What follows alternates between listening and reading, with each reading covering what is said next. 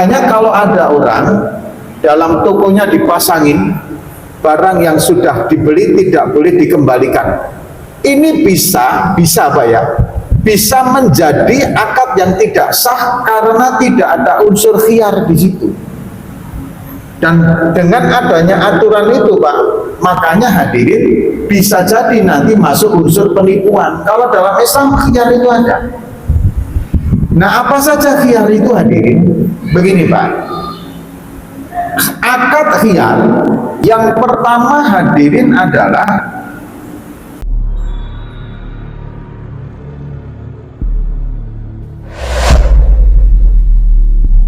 Assalamualaikum warahmatullahi wabarakatuh. A'udzu billahi minasyaitonir rajim. Bismillahirrahmanirrahim.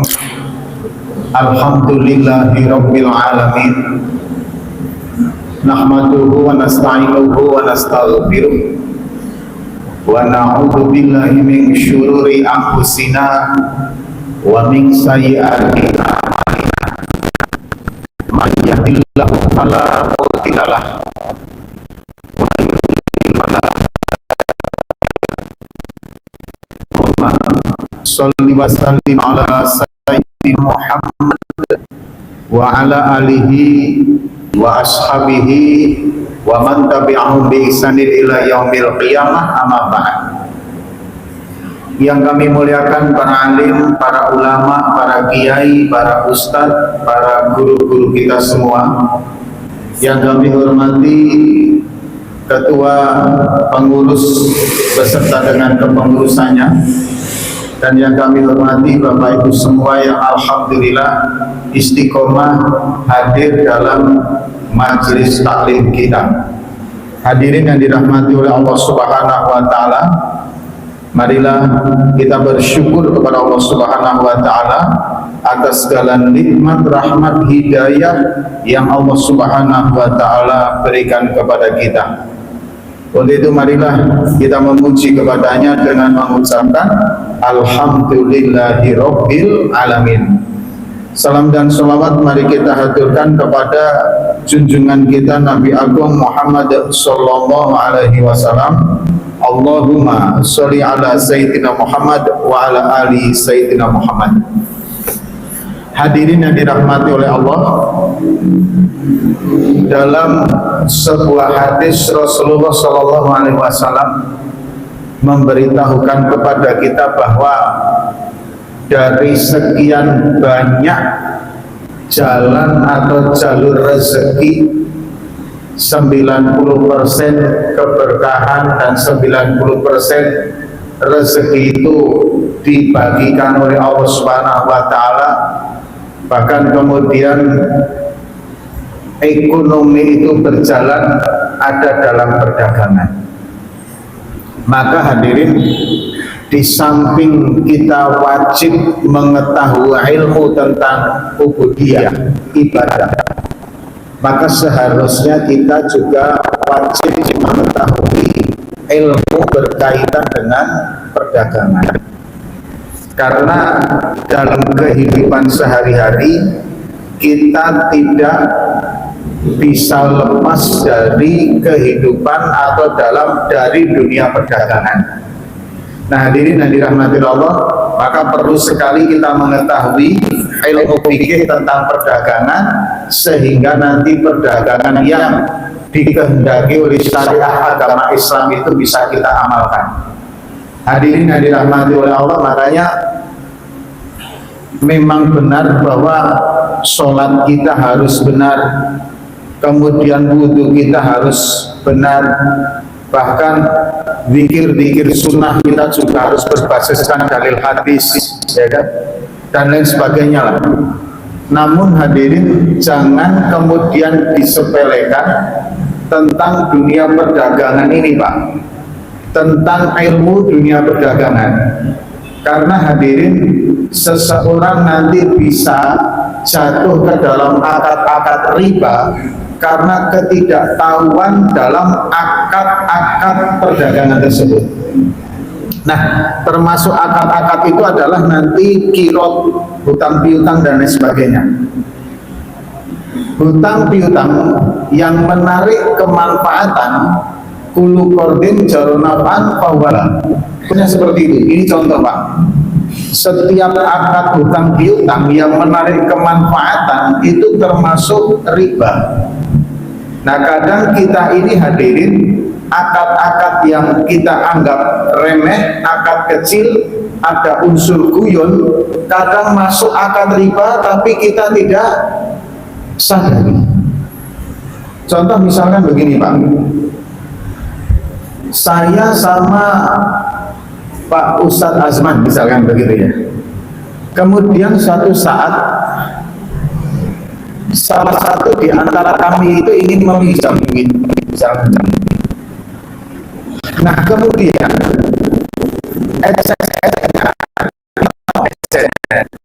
Pak Ustadz saya mau pinjam duit, oh berapa? 50.000. Ini saya pinjamin sama 50.000, tapi karena duit 100-an adanya cuma 100-an ribu, tolong belikan rokok dulu, nanti yang 50 sama pinjam, sisanya untuk saya. Itu sudah termasuk akad riba. Kenapa termasuk akad riba? Karena yang meminjamkan uang itu sudah menarik keuntungan, yaitu dibelikan rokok oleh yang berhutang tadi.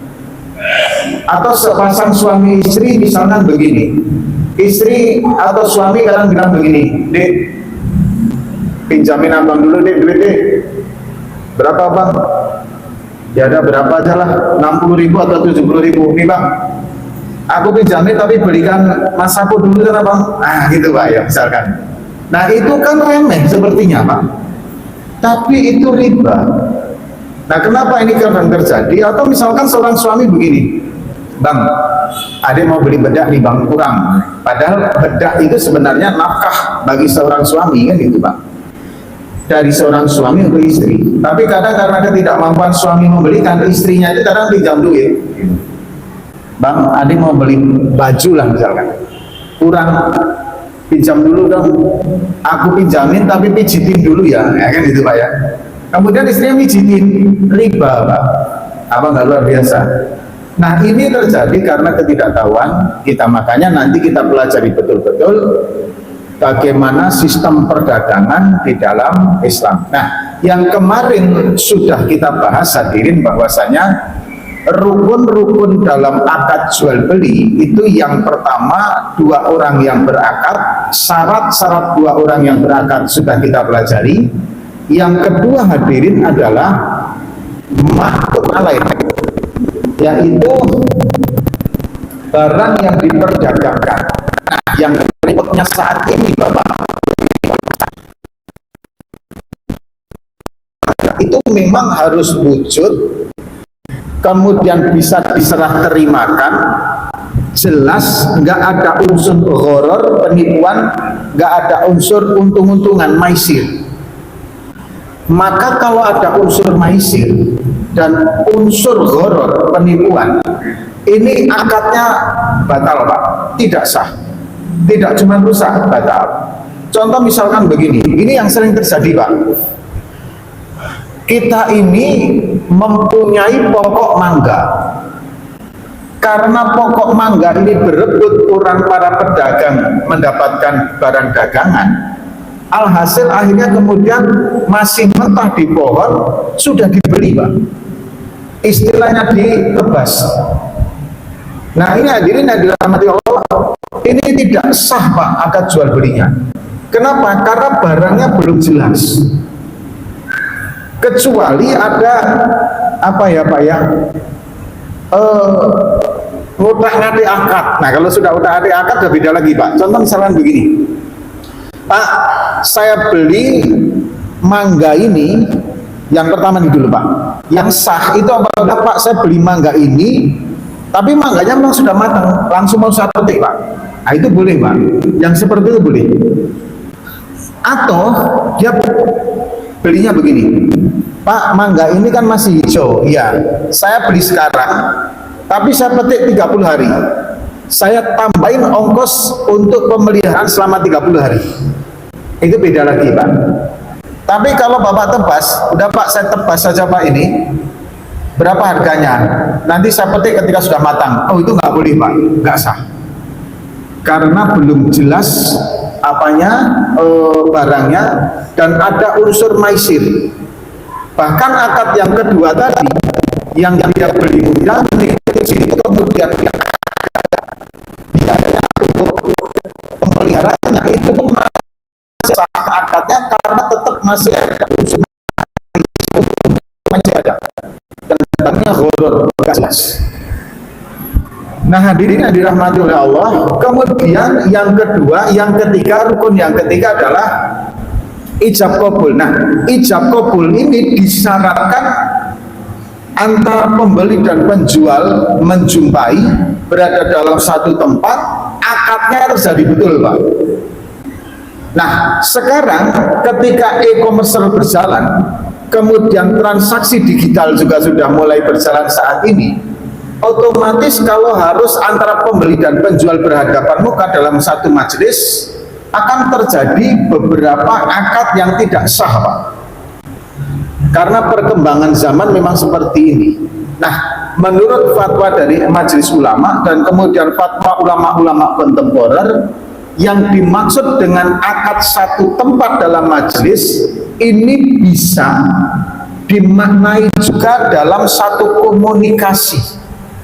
Jadi kalau terjadi dalam sebuah satu komunikasi yang bisa mereka kemudian melihat jelasnya barang, kemudian terjadi antara transaksi harga dan barangnya jelas, hadirin yang dirahmati Allah, maka ini bisa dianggap sebagai satu tempat. Namun berlakulah hukum khiyar. Nah, apa hukum khiyar? Nah, ini yang pada hari ini kan kita bahas Pak, hukum khiyar itu. Nah, hadirin yang dirahmati oleh Allah Subhanahu wa taala, hukum khiyar. Nah, kemudian yang terakhir dari rukun akad jual beli tadi, ada asas keadilan, asas amanah atau kejujuran, asas kemanfaatan dalam perdagangan. Maka hadirin dan dirahmati oleh Allah Subhanahu wa taala, termasuk asas keadilan, tidak ada antara penjual dan pembeli yang tertipu. Tidak ada. Kemudian tidak ada unsur penipuan karena unsur amanah. Hadirin dan dirahmati Allah, ada unsur manfaat dari amanah itu. Kemudian hadirin dan dirahmati oleh Allah Subhanahu wa taala, bagaimana kalau akad jual beli salah satunya ada unsur penipuan? Hadirin, hilang keberkahannya Pak. Hadirin yang dirahmati Allah, misalkan begini, ada seorang pedagang menjual barang, ya kan? Kemudian beberapa orang tertipu karena barang dagangan yang dijual. Hari itu nampaknya dia untung besar, hari itu nampaknya dia akan mendapat keuntungan yang signifikan, tapi lambat-lambat laun pasti habis dan berkahnya hilang karena ada unsur penipuan tadi Pak. Nah kebalikannya, kalau ada unsur amanah, maka orang-orang lama-lama akan mencari pedagang itu Pak. Ini konsepnya, karena Rasulullah SAW sudah dengan jelas-jelas berkata bahwasanya dua orang yang saling mengadakan transaksi jual beli, kok ada khianat di antaranya, maka hilanglah keberkahan daripada transaksi tersebut. Apakah nanti di pemiliknya atau di pembelinya? Nah sayangnya kadang justru banyak pedagang muslim sendiri yang kadang melupakan asas-asas ini. Alhasil kadang ada yang tidak amanah, ada yang menipu dan lain sebagainya. Makanya hadirin yang dirahmati Allah, inilah pentingnya belajar tentang masalah hukum-hukum perdagangan. Nah, Umar bin Khattab radhiyallahu anhu itu dalam sebuah riwayat ketika beliau menjadi Amirul Mukminin, ketika beliau membuka sebuah pasar, maka silahkan rakyatnya berdagang di situ, tapi syaratnya satu, sudah paham belum tentang ilmu perdagangan? Kalau belum, maka dia tidak boleh untuk berjualan di pasar itu Pak, karena dikhawatirkan nanti ada unsur penipuan tadi. Nah hadirin yang dirahmati Allah, kembali kepada tadi, maka bagi kita itu harus ada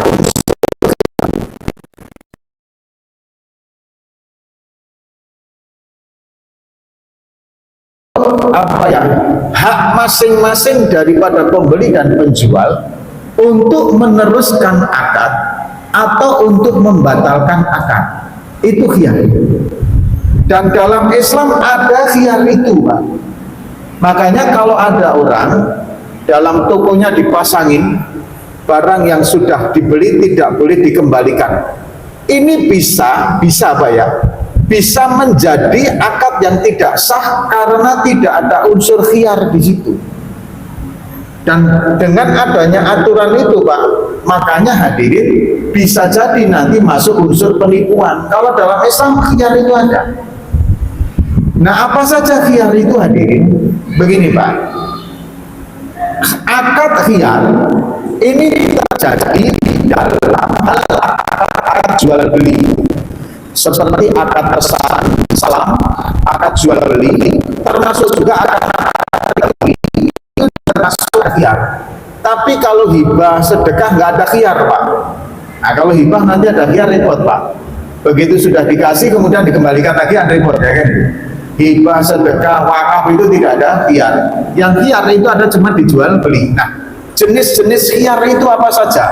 Yang pertama, hadirin, adalah al-khiyarul majlis, khiyar majlis. Nah, khiyar majlis itu adalah kekuasaan antara pembeli dan penjual selama dalam majlis itu masih mereka bertemu untuk melangsungkan akad atau untuk tidak melanjutkan akad. Contoh realnya begini, ada si A penjual, si B pembeli. Barang kemudian sudah ada di tangan si B. Maka selama masih dalam satu majelis itu, si B masih boleh untuk melanjutkan akad atau untuk memutus akad. Si A juga begitu, Pak. Barang itu mau dijual atau tidak, itu masih ada. Kemudian setelah terjadi transaksi, misalkan begitu, Pak ya, setelah terjadi transaksi, deal, kemudian hadirin yang dirahmati oleh Allah SWT, belum berpisah. Dalam orang yang menyebutnya umumnya pisah, kemudian salah satu membatalkan, itu masih ada yang namanya khiyar. Saya nggak jadilah. Loh, kenapa nggak jadi, Pak? Karena ini ternyata ada yang tidak sesuai dengan yang disebutkan tadi. Nah, ini namanya khiyar majlis. Tapi begitu sudah pisah, putus, Pak. Aku jadikan akad ini, oke, aku sepakat akad ini jadi. Deal. Begitu sudah sama-sama menerima pembelian uang dan barangnya, pisah. Walau sesaat, walau hanya di kamar mandi, dia ketemu lagi, selesai akadnya. Sudah habis. Akad terus berlanjut. Gitu loh. Nah, tapi, ini, Pak, ada yang namanya khiyar aib, gitu loh, Pak. Nah, khiyar aib ini nanti disebutkan di depan. Contoh begini, Pak, si A menjual, dia menjual laptop, kemudian si B membeli laptopnya atau membeli smartphone-nya atau HP atau apa ya, kemudian pisah. Nah, si dalam akad itu nanti misalkan disebutkan, tunggu dulu ya, saya coba dulu di rumah, kemudian nanti selama ini maksimal batas waktunya 3 hari, Pak. Begitu sampai di rumah, dia memakai, ternyata kameranya nggak hidup, padahal pada waktu ketika membeli itu dia mengatakan hidup, gitu loh. Maka kemudian sebelum 3 hari masih boleh si pembeli mengembalikan handphonenya, kemudian si penjual mengembalikan duitnya. Ini namanya khiyar aib. Aib yang ditemukan selama kurang dari lebih 3 hari, kemudian aib itu ada memang sebelum akad terjadi. Tapi nanti, nah ini, Pak, apakah kemudian penjual kalah terus? Belum tentu juga, gitu. Apabila selama 3 hari itu, Pak, kemudian baru 2 hari dia pulang dikembalikan, misalkan Bapak beli motor, ya kan? Kemudian aibnya saat itu tidak ditemukan, mulus, bagus. Dipakai bapak, kemudian 3 hari kemudian dikembalikan. Alasannya ada cat yang lecet. Akan gitu Pak. Wah ini bodinya udah lecet kok. Nah kemudian terjadi percocokan. Kata penjual, ini luka ini baru luka baru. Artinya boleh jadi luka ini belum ada sewaktu Anda membeli. Tapi begitu Anda di rumah dipakai, kemudian terjadi lecet ini. Terjadi percocokan. Nah, yang seperti itu apabila kuat semua dalilnya, maka dimenangkan penjualnya, Pak. Loh, kenapa hadirin? Karena penjualnya itu hadirin yang dirahmati oleh Allah, aslinya barang itu nggak ada aib. Aslinya barang itu tidak ada aib karena sudah terjadi transaksi. Nah, barang itu kemudian dikembalikan karena ada aib. Berarti aib itu muncul setelah ada transaksi. Kalau seperti itu, maka kemudian tengok. Kalau ternyata bukti-bukti yang menguatkan kedua belah pihak sama, maka dimenangkan penjual. Tapi kalau buktinya nggak sama, maka dimenangkan pembeli, Pak. Ternyata kuat pembeli, ya dimenangkan pembeli. Ternyata kuat penjual, ya dimenangkan penjual. Gitu loh. Nah hadirin yang dirahmati oleh Allah Subhanahu wa Ta'ala, ini khiyar aib. Makanya kalau dalam Islam Bapak kok jual beli barang, kalau mau mengikuti syariat Islam, tempelkan aja barang yang dibeli ada khiyar aib, hak memilih meneruskan atau melanjutkan selama 3 hari. Ini kalau terjadi Pak, alangkah indahnya dunia perdagangan kita Pak. Berkahnya kayak apa? Nggak ada orang kemudian merasa tertipu, itu nggak ada Pak. Nah ini nanti khiyar ini macam-macam, ini khiyar aib. Kemudian yang ketiga, ada khiyar syarat. Khiyar syarat itu hadirin yang dirahmati oleh Allah Subhanahu wa Ta'ala, yaitu khiyar di mana kita ini mensyaratkan ke antara pembeli dan penjual dalam barang yang dijual belikan tadi.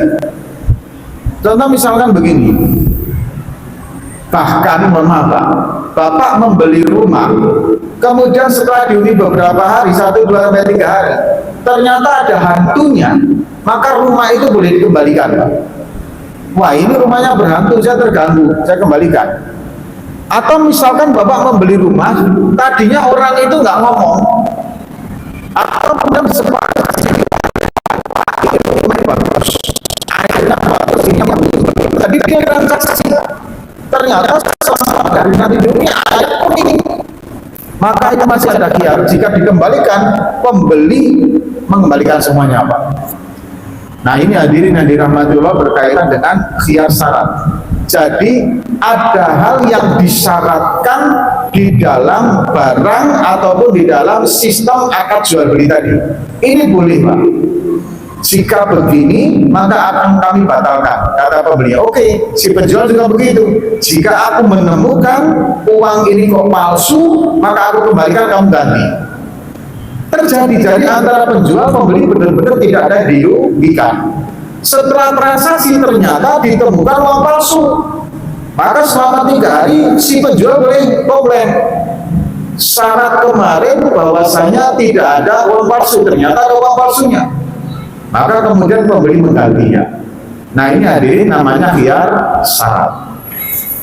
Nah kemudian hadirin yang dirahmati oleh Allah Subhanahu wa Ta'ala, ada lagi yang disebut dengan khiyar ru'yah. Nah ini yang terjadi sekarang, yang kadang viral Pak, ya kan, yang kadang viral di media sosial, transaksi ru'yah yang kemudian ada ancaman. Ini jelas rusak akarnya Pak, batal akarnya. Contoh begini, dijual HP iPhone, ya kan, kemudian speknya begini dan begini. Oke. Nah kemudian antara pembeli dan penjual terjadi deal tempat untuk melihat. Oke, nanti kita jumpa di sini, kamu bawa duitnya, aku bawa handphonenya. Oke, deal. Sampai jumpa di tempat akadnya, ini belum tentu langsung jadi akadnya Pak. Ingat, masih ada khiyar ru'yah.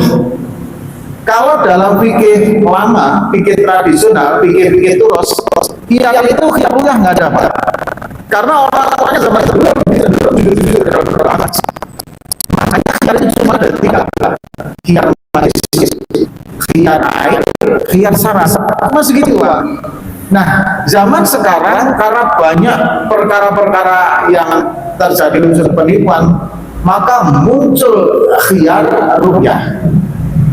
Nah, misalnya Bapak mau menjual motor di marketplace, kemudian motor itu Bapak sebutkan, atau kemudian mau menjual mobil, yang terjadi sekarang banyak itu iPhone, Pak. Handphone, mohon maaf, handphone. Nah, itu Anda sebutkan, kemudian terjadi deal untuk ketemuan. Pada saat ketemuan itu belum akad langsung jadi, belum. Dalam Islam ini ada yang namanya khiyar ru'yah. Begitu ketemu dicek dulu. Kalau dicek ternyata pembeli sepakat meneruskan akad, maka bisa lanjut. Baru kemudian transaksi harga. Tapi kalau kemudian pada saat barang itu diadakan, kemudian pembeli sudah tidak seret dengan sesuai yang digambarkan, maka dia boleh kemudian memutuskan untuk tidak melanjutkan akad. Boleh, Pak. Nah, yang terjadi ketika kemudian pembeli nggak mau melanjutkan akad, kadang kemudian terjadi unsur pemaksaan. Ini, Pak, makin rusak lagi. Karena hadirin yang dirahmati Allah, syarat jual beli dalam Islam, kedua belah pihak itu antara pembeli dan penjual, mustari dan baik, itu sama-sama merdeka. Merdeka itu tidak cuma dalam kategori budak, tapi merdeka itu tidak dalam unsur paksaan. Ini yang kemudian makin rusak lagi akadnya. Nah, hadirin yang dirahmati oleh Allah Subhanahu wa taala, dan sekarang malah sering terjadi dalam transaksi awal ketika mereka berkomunikasi lewat HP, kemudian janjian ketemuan. Nah, bagi penjual itu seakan-akan sudah akad jadi. Begitu ketemu langsung minta deal harga, yang nggak bisa, Pak. Dalam syariah Islam nggak seperti itu. Ada yang namanya khiyar ru'yah.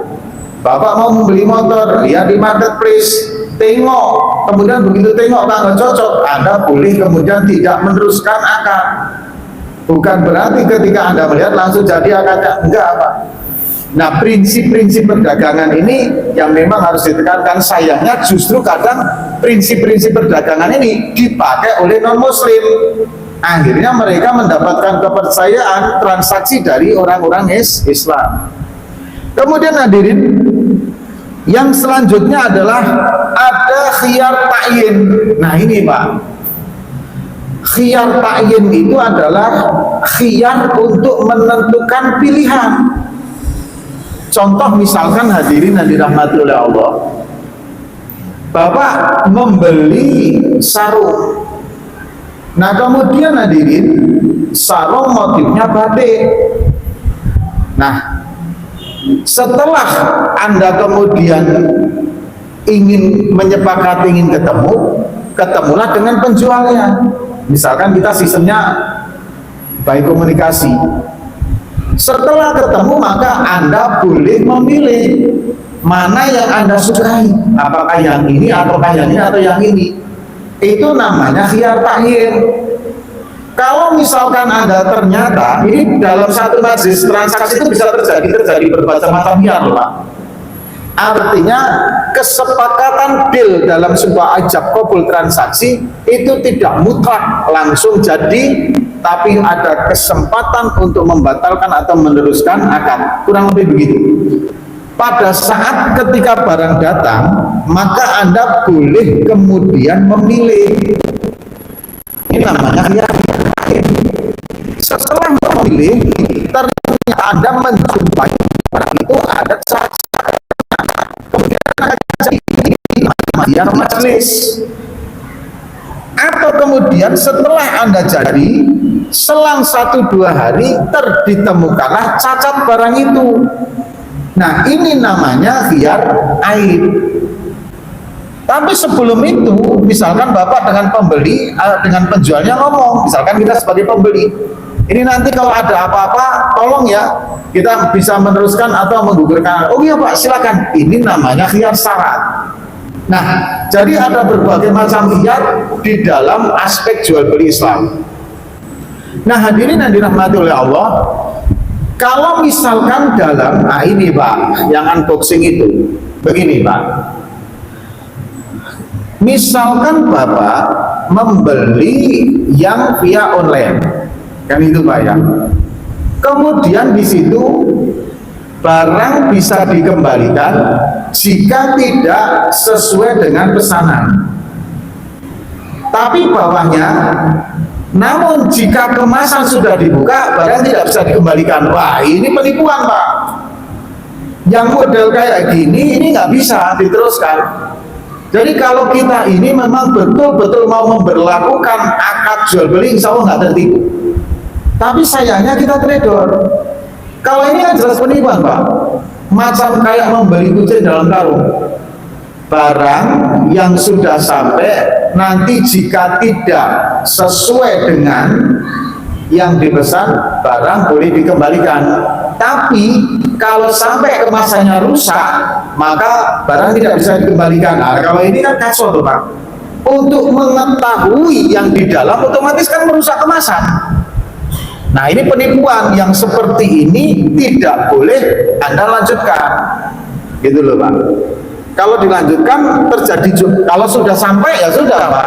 Harusnya kita membatalkan saat sebelum akad terjadi. Kalau sudah akad terjadi ya sudah. Kalau isinya ini tidak sesuai, ini kalau isinya tidak sesuai dengan yang saya pesan gimana? Boleh nggak saya buka? Oh silakan Pak, Bapak buka. Kalau tidak sesuai, masukkan. Yang penting ada resinya, kami kembalikan. Ah, kalau seperti itu sah jual belinya. Nah kemudian kita buka, tidak sesuai, tapi kita mau menerima, ya sudah, sah itu akadnya Pak. Tidak sesuai, kita kembalikan, sah juga Pak. Nah itu hadirin yang dirahmati oleh Allah SWT, akad perdagangan. Dulu awal-awal akad online nggak seperti itu Pak. Kirim duit baru barang datang. Nah ini ada unsur horor, penipuan, dan ada unsur maisirnya, untung-untungannya. Nah, itu nggak sah akadnya.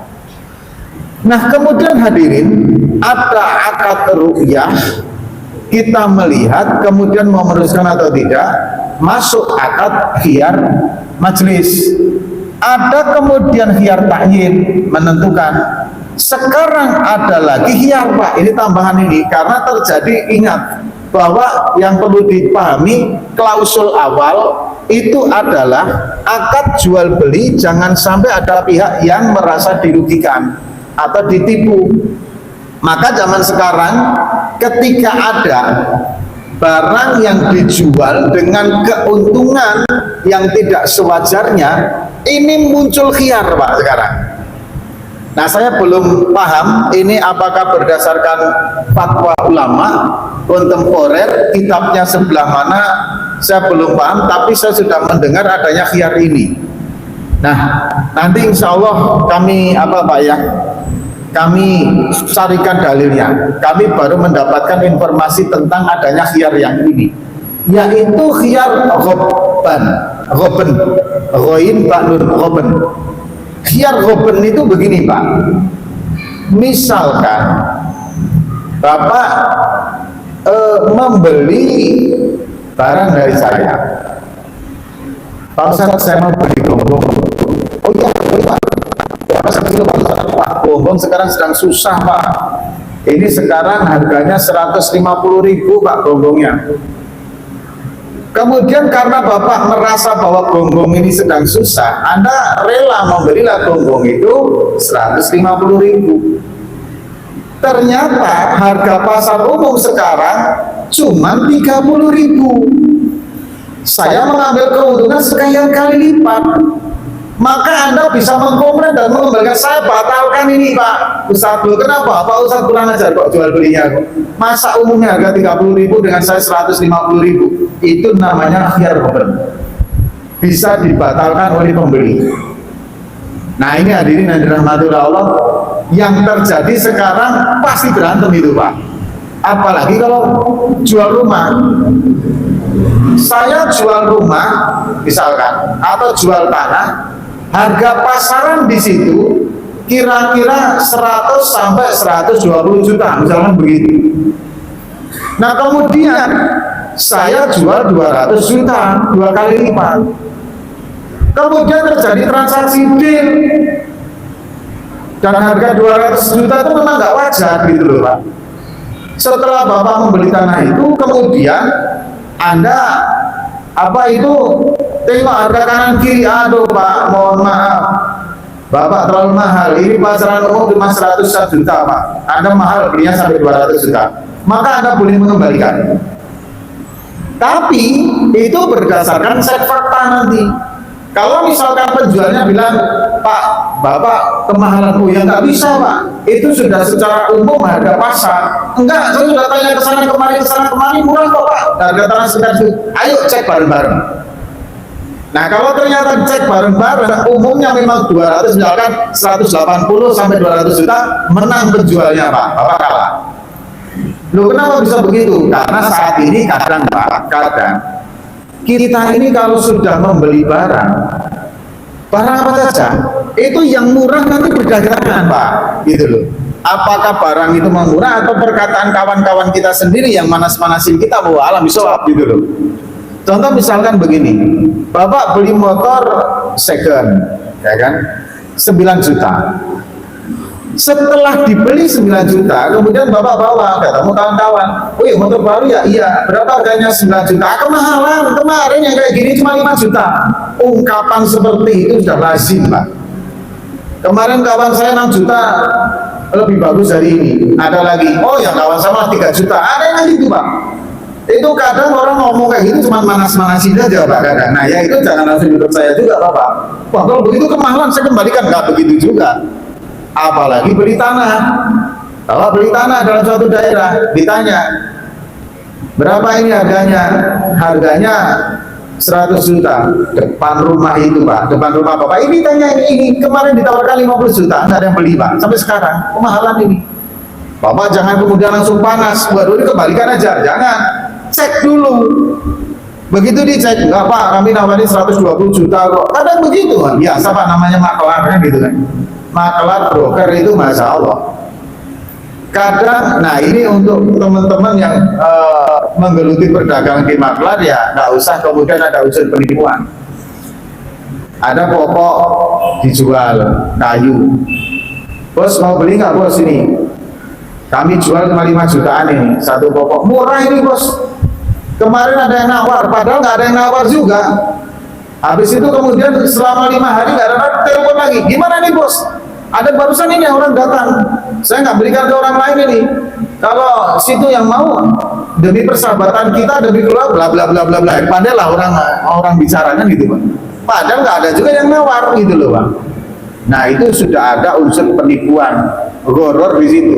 Hilang kepercayaan.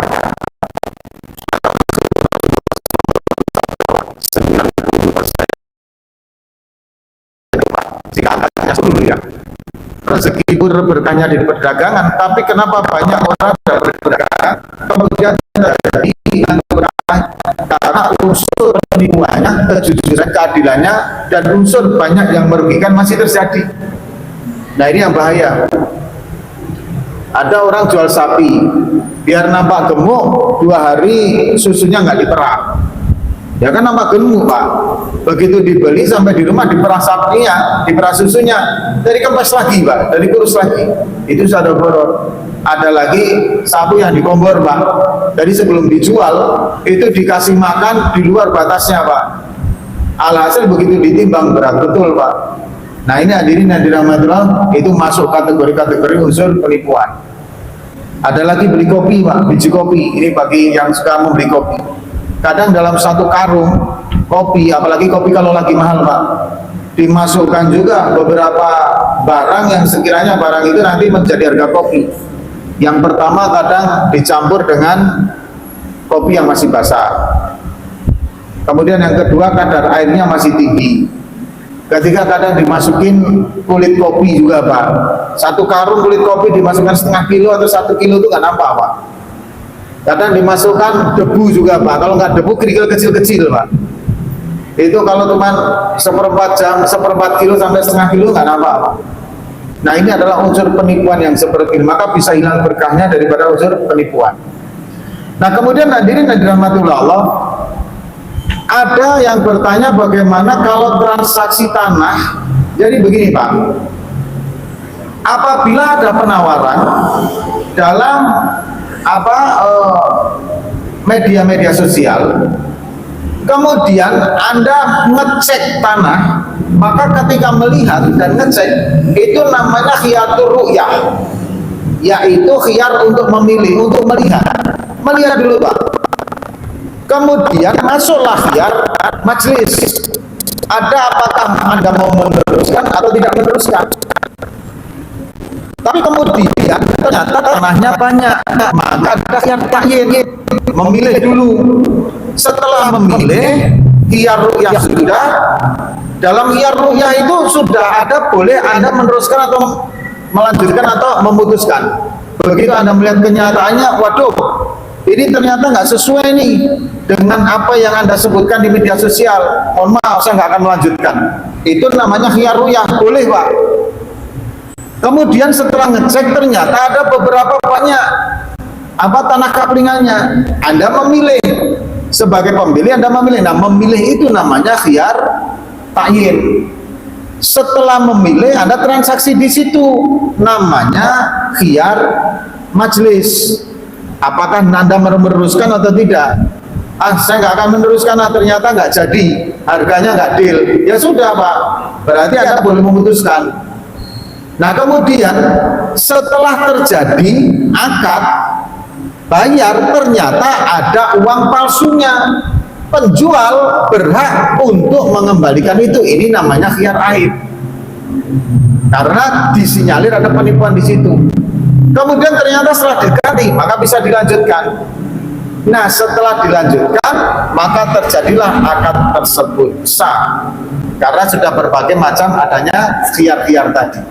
Nah, hadirin yang dirahmati Allah, kemudian bolehkah membeli padi yang masih hijau? Bisa jadi boleh, bisa jadi enggak Pak. Tinggal kita tengok akadnya. Apabila seseorang membeli tanah, maka padi yang ada di atasnya itu yang masih hijau terangkut karena akad pembelian tanahnya, maka sah akadnya. Yang tidak sah itu adalah membeli tanaman padi, membeli padi tapi masih dalam keadaan hijau.